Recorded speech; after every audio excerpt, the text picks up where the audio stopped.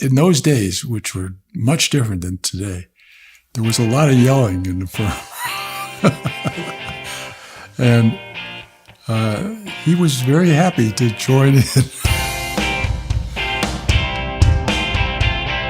The way he was able to see the issues much more clearly than opposing counsel was enormously dramatic. He has these credible powers of concentration, and on the other hand, he's very ADD. I mean, he can concentrate on 10 different things, and he can concentrate on this, and then on the next, he can concentrate over the course of a day. He was an awkward tennis player, but he went after everything, and he was remarkably swift. He doesn't look swift, but he was. David's experience in preservation started with Grand Central. He wrote the amicus curiae brief in law school, or he just graduated from law school. He was incredibly young. In 1974, David Bonderman advocated for the first preservation ordinance that we had in the city, which was basically a stay of execution almost. There were no good zoning laws at the time. He sort of made them up. He was involved in a number of seminal cases. The Old Ebbitt Grill is one, the Willard is another. David's importance to the district is no single building.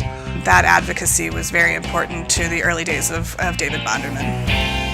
I don't know if you're aware of the Dirks case, but it was effectively the end of his legal career. We'll hear arguments first this afternoon in Dirks against the Securities Exchange Commission. Mr. Bonderman, you may proceed whenever you're ready.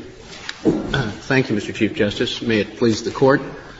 10 years ago today, in fact, virtually at this hour, winning a case in the Supreme Court was the ultimate of being a lawyer. There was nothing left to do. Winning one was really seminal. Winning two was just doing it again. And David has never been one to do it again.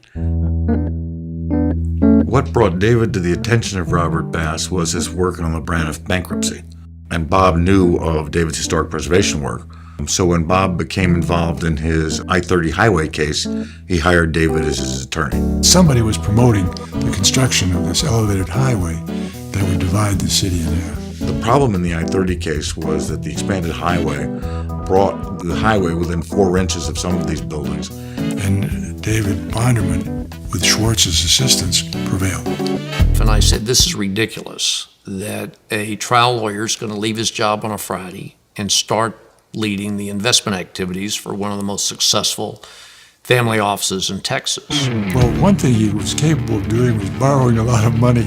Bob Bass had decided not to buy the defunct and dysfunctional Continental Airlines, and David and Jim decided, why not? And limited partners started flocking to the Texas Pacific Group. David is a contrarian par excellence. He likes complex, ridiculously treacherous transactions.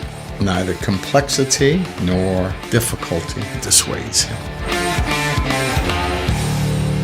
It's not about the money. It really is about, investing in, first and foremost, great people, interesting ideas, compelling opportunities.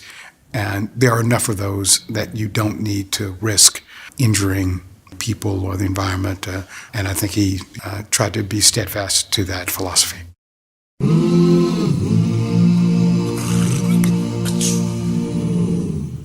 You'll get a call from David and say, hey, would you like to go on a trip? I'm going to Asia. Do you want to go? After 3 or 4 times trying to land on this little tiny ledge, we finally got down. So if you want to experience that, you go along. I don't think any of us knew that he knew Arabic.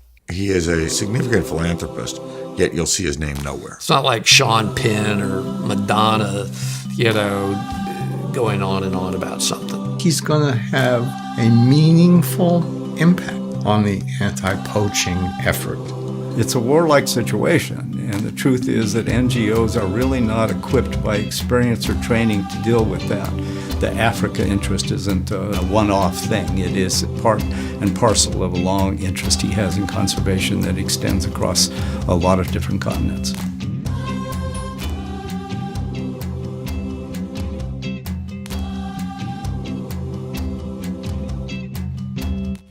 What makes Bonderman stand out is this empathy that he has for people and for cultures. God, he'll kill me for saying this. His gentleness. He made me feel like I was a part. I belonged. And I was not an outsider. I was a peer. and a friend. He's so self-effacing and going about this that his name doesn't appear in press the way it should. I would have to say that knowing David Bonderman has had one of the largest impacts on my life and how I think and how I behave of any single person. He's quite a remarkable man. He's a man whose handshake is a deal.